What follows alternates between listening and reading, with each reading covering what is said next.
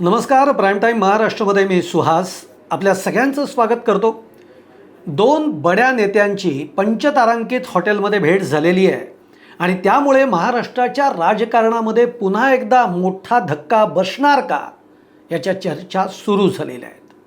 आता हे दोन बडे नेते कोण आहेत, यांच्यामध्ये काय चर्चा झाली आहे, हे सगळं मी तुम्हाला सांगणार आहे. त्यामुळे व्हिडिओ अगदी शेवटपर्यंत बघा. व्हिडिओ आवडला तर लाईक करा, शेअर करा, चॅनल सबस्क्राईब करायला विसरू नका आणि तुमच्या देखील कमेंट या कमेंट बॉक्समध्ये जरूर टाका.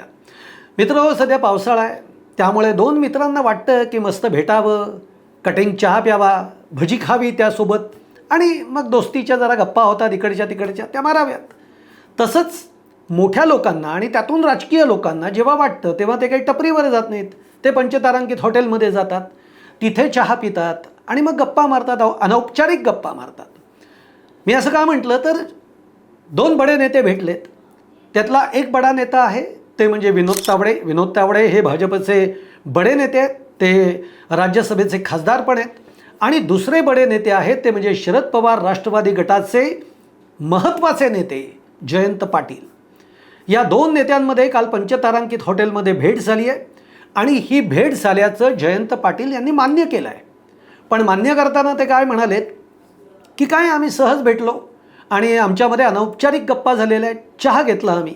मी जसं म्हटलं ना, दोन मित्र भेटतात, पावसाळा आहे, वाटतं कटिंग चहा घ्यावा, भजी खावी, तसं हे दोन मित्र भेटले असावेत किंवा दोन नेते भेटले असावेत आणि त्यांनी चहा घेतला, अनौपचारिक गप्पा मारल्या. पण तसं आहे का? तसं नाही आहे. एक लक्षात घ्या, एकनाथ शिंदेंचं ऑपरेशन टायगर याच्यामुळे जी राजकारणामध्ये एक उलथापालथ झालेली होती ती कुठेतरी आत्ता शांत होती आहे. ती होत असतानाच आता हा एक मोठा धक्का पुन्हा एकदा बसतोय की काय अशा चर्चा आहे.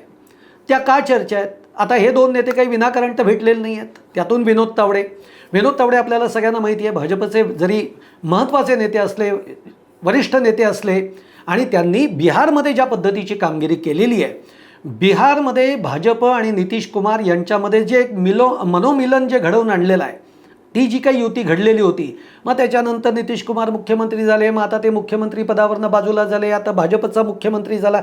या सगळ्या घडामोडींमध्ये विनोद तावडेंची फार महत्त्वाची भूमिका राहिलेली आहे. त्यामुळे अशा कामांमध्ये विनोद तावडे माहीर आहेत.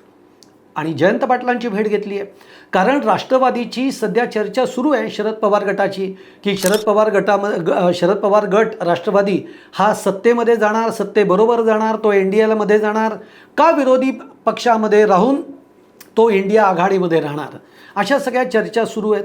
त्यातून ही पण चर्चा झालेली आहे की शरद पवार सध्या काँग्रेसबरोबरही चर्चा करतायत, बोलणी करतायत की जर समजा विलिनीकरण तुमच्या पक्षामध्ये आमच्या पक्षाचं झालं तर आमच्या पक्षाला फायदा काय. मग त्याच्यामध्ये शरद पवारांनी एक अटसुद्धा ठेवलेली आहे की महाराष्ट्रामध्ये जे काही सगळं नेटवर्किंग असेल ते राष्ट्रवादी आमच्या हातामध्ये असेल, अशा पद्धतीची एक अट शरद पवारांनी ठेवल्याचं समजतं आहे. पण त्याचबरोबर सायमल्टेनियसली शरद पवार हे भाजपशी सुद्धा बोलत आहेत आणि हे शरद पवारांचं कायमचं आहे. म्हणजे ते दरवेळेला दोन डगरींवर पाय ठेवत असतात. ते हे दाखवून देत असतात की मी विरोधी पक्षाशी सुद्धा बोलत असतो आणि मी सत्ताधाऱ्यांशी सुद्धा बोलत असतो. हा डबल गेम शरद पवारांचा कायम चालू असतो. आणि त्याच सगळ्या याच्यातनं जयंत पाटील आणि विनोद तावडे यांच्यामध्ये चर्चा झालेली आहे.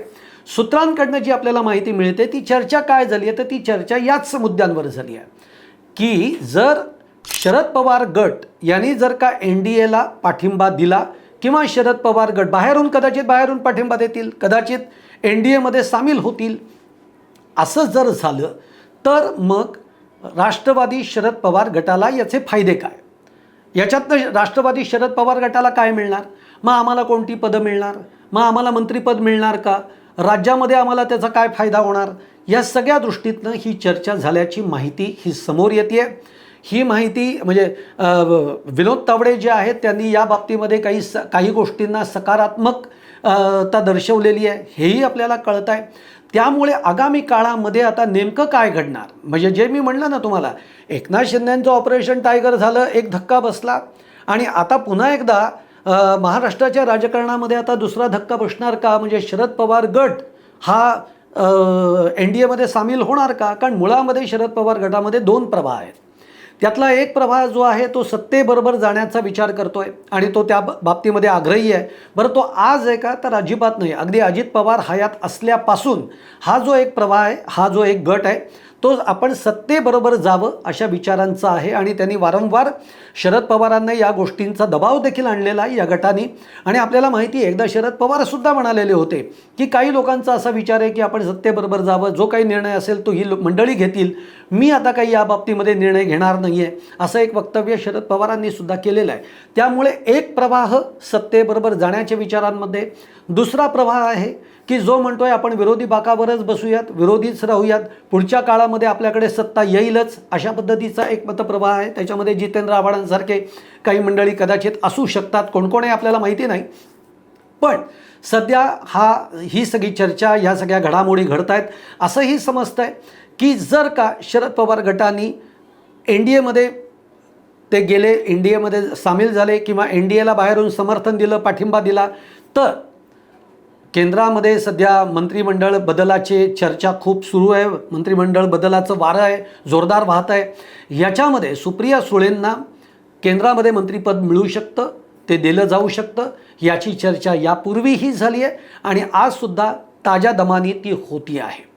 जे लखानी म्हणून आहेत, सुप्रिया सुळेंचे म्हणजे आता ते व्याही आहेत, सुप्रिया सुळेंची जी कन्या आहे ती ज्या कुटुंबामध्ये गेली आहे लखानी, ते भाजपचे आहेत, ते संघाचे कट्टर संघवाले आहेत. आणि त्यांनी देखील एक काही दिवसांपूर्वी विधान केलं होतं की तुम्ही बघा, काही दिवसांमध्ये राष्ट्रवादी शरद पवार गट हा NDA सोबत आलेला आपल्याला दिसेल. या सगळ्या गोष्टी जर का एकत्रित आपण जुळवल्या तर एवढं नक्की आहे की शरद पवार गट हा अधिकाधिक सत्तेबरोबर जाण्याच्या मतप्रवाहामध्ये आहे.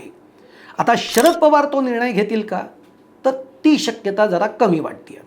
कारण शरद पवारांचं राजकारण हे पहिल्यापासूनच शाहू फुले आंबेडकरांच्या विचारधारेचं राहिलेलं आहे. त्यामुळे भाजपबरोबर सत्तेत जाणं आणि ते सुद्धा शरद पवारांनी त्यांना मान्यता देणं हे थोडंसं कठीण वाटतंय. पण शरद पवार आहेत ते त्यांना पूर्वीपासून म्हणजे बाळासाहेब ठाकरे म्हणायचे तेल लावलेले पैलवान आहेत.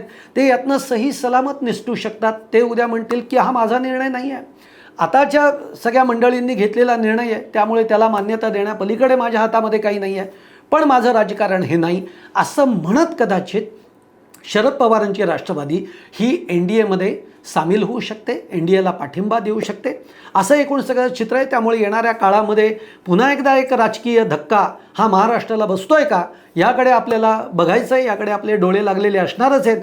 पण तुम्हाला काय वाटतं आहे, म्हणजे खरंच शरद पवारांनी NDA बरोबर जावं का, त्या विचार प्रवाहाबरोबर जावं का शाहू फुले आंबेडकरांचा विचार प्रवाह ठेवत विरोधी पक्षामध्ये बसावं, का दुसरी जी ऑफर एक आहे काँग्रेसमध्ये विलीन करा तुमचा पक्ष, या विलिनीकरणाच्या बाबतीमध्ये शरद पवारांनी काही निर्णय घ्यावा का? तुम्हाला काय वाटतंय जरूर कमेंट बॉक्समध्ये जरूर कळवा.